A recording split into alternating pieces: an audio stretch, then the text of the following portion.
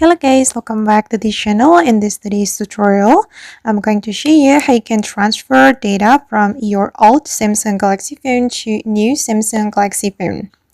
Let's get into it, guys. I have opened my Samsung Galaxy phone, and let's say that this is my old Samsung Galaxy phone, and I'm going to transfer all my data from this old phone to my new phone.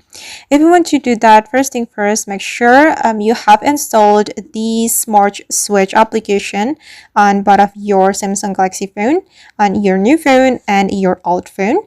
And after you have this application installed, you can open this application, and on your old phone you have to select send data.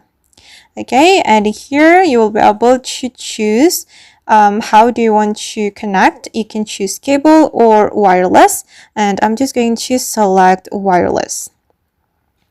Okay, and you have to open Smart Switch on your new Samsung Galaxy phone to connect.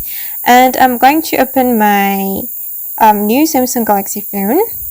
Okay, and this is the look on my new phone.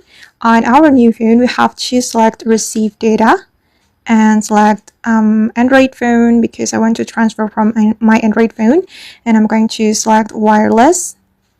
Okay, and we have to wait until the scanning process completed.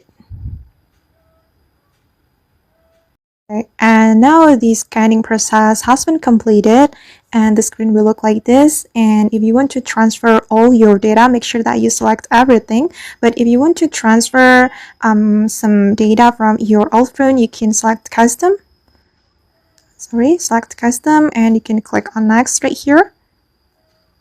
Right, and you can select which of the data you would like to transfer. You can select account, call and contacts, messages, apps, or maybe images only, or videos, and it's up to you.